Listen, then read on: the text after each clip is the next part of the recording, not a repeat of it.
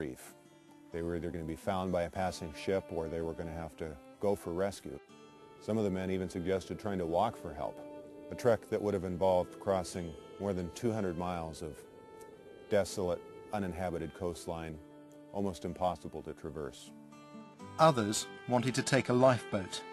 Those in favour of leaving in a boat included a Captain Weeding. We've brought his grandson Dwight back to the wreck of the Farallon for the first time. I know my grandfather was a man of action and really liked to get things done. He couldn't stand to sit around. So I'm sure that he was one who lobbied for the effort to go out and seek help. And I'm sure after a day or two of sitting around the camp here, he was ready to go, regardless of the risks involved.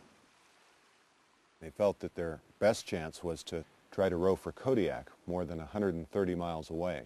And if they reached that port, they had a good chance of getting word to another ship which could then come and rescue their comrades. They assembled all the provisions that they felt they'd need for the voyage. They had tins of lard and a box of ship's biscuits. They were well equipped with food and supplies. But what's just as important is that they knew exactly where they were going. This wasn't just a blind dash into the unknown. Most of the men who stayed behind felt that they were sailing to their deaths. But the men on board, I think, would, as seamen, would rather drown than starve. Once they'd evaluated their choices, made a decision, I get the feeling they were pretty confident in their choices. They were planning to row to the island of Augustine before heading south down the coast. Their ultimate goal was the larger settlements on Kodiak Island, the only place where they might find rescue. But as they set off on the morning of January the 7th, they couldn't have had any idea of what lay ahead of them. The men in the Farallon lifeboat were lucky at first. The weather was pretty good, the seas were calm, and as darkness fell at the end of their first day, they reached shelter on the shore of Mount Augustine. The first night they spent in the boat, so they spread a piece of tarp over the boat, posted a lookout that was changed every few hours, and they huddled together in the bottom of the boat, trying to generate whatever warmth they could. At first light on the next day they set off again. They were trying to reach Miner's Point, but the farther south they went, the more ice they ran into. It was snowing a little bit, seas were getting a little rough. Finally, in the afternoon, as it started getting dark, they reached Miner's Point. They tried to pull the boat up ashore out of the reach of the surf, but as they were doing that, it came down hard on a block of ice and put a hole through the boat. They knew they needed the boat and did everything they could to save it. So they pulled the boat as far up as they could. They couldn't get at their provisions. They were frozen in place under salt spray.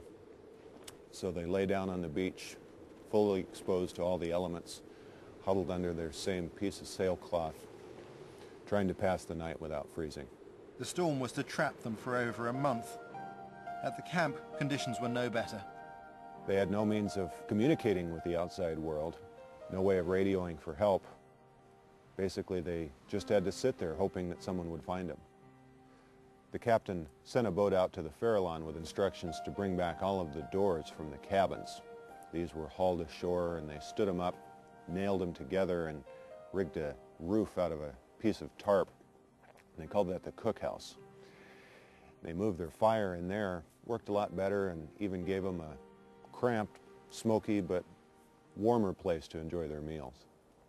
In a desperate effort to beat the cold, they tore up sacks and pillowcases to tie over boots and create makeshift gloves. When nighttime fell and everybody decided it was time for bed, one at a time the men would go up close to the stove and try to get their clothes warm. Then they'd duck through the flap into the tent and unroll their mattress and make their bed. The men would get into bed fully clothed. They needed all the protection they could get, but even then it was freezing cold, and they'd lie there shivering for 20 minutes before they could finally get warm enough to fall asleep. Day after day, the blizzard pounded them, trapping them in their tents. The men would leave the tents when they could. They'd go out and gather a little firewood or trudge through the snow to a drift and get some drinking water. Some of the men every morning would make their way to the rocks, hoping for a rescue ship. Then the storm would close in again, back into the tents, seemingly endless cycle of night and day and storm and wind. Their morale must just have plummeted. The storm finally let up 12 days later. They decided to take a trip out to the Farallon for more supplies. The name Farallon is Spanish for a rock or cliff in the sea. And when they got out to her, they found that's just what she'd become, a white, shrouded rock jutting out of the water.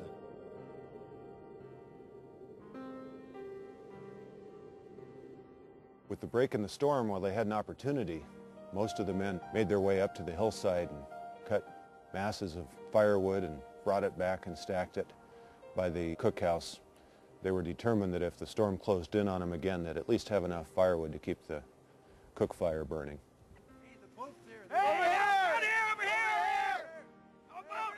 The Farallon men spotted the Victoria long before they were seen, started waving shirts and stoking up their fire, trying to attract attention.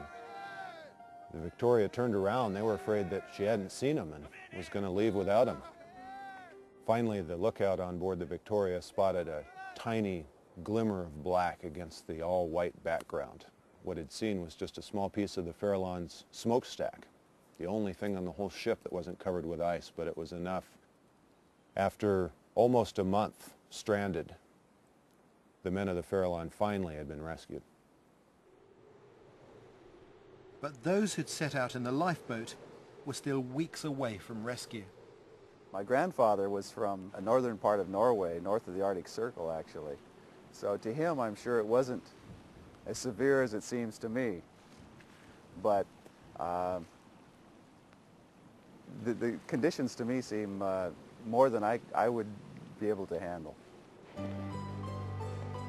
When the weather finally let up, the men from the lifeboat decided that they could walk south. They knew there were settlements along the coast. They had no idea what to expect. They covered about 25 miles on foot. Finally, the men reached a native village, and there was a small, half-rotted dory. They negotiated with the man that owned it, and they gave him $50 and a gold ring, all they had between the six of them. Most of the men wanted to keep going. The tiny settlements down the coast barely had food for themselves and offered no prospect of help or rescue. One of the men had had enough. He took a look at that boat and looked at the stretch of ocean that they were expecting to negotiate, and he figured he was better off taking his chances on land. His name was Charles Byrne. Ironically, the boat was headed almost to where he lived, but he wasn't going to chance it. He was going to stay on shore. So 5 of them set out across Shelikof Strait. Their plan was to row to Kodiak, the nearest place to offer any chance of rescue, with large settlements that were on the shipping routes. Shelikof Strait is dangerous and unpredictable water. Fishing boats even today go down. Some are lost without a trace. Just being outside in those kind of conditions with modern clothing, it's scary enough. For those men with almost nothing, I can hardly imagine. They reached Kodiak, but once more their boat was to be destroyed on the rocks. Must have been exhausted, cold, hadn't eaten a decent meal in weeks. But they'd come this far, and they were closer than they'd been to rescue so far. So they set off on foot. 20 hours they hiked. Finally they reached a village and were able to find another boat. This their third boat since they'd left the Farallon camp. They rowed on, hoping against hope. They were still buffeted, exhausted, rowing against the currents. At last they spotted their salvation.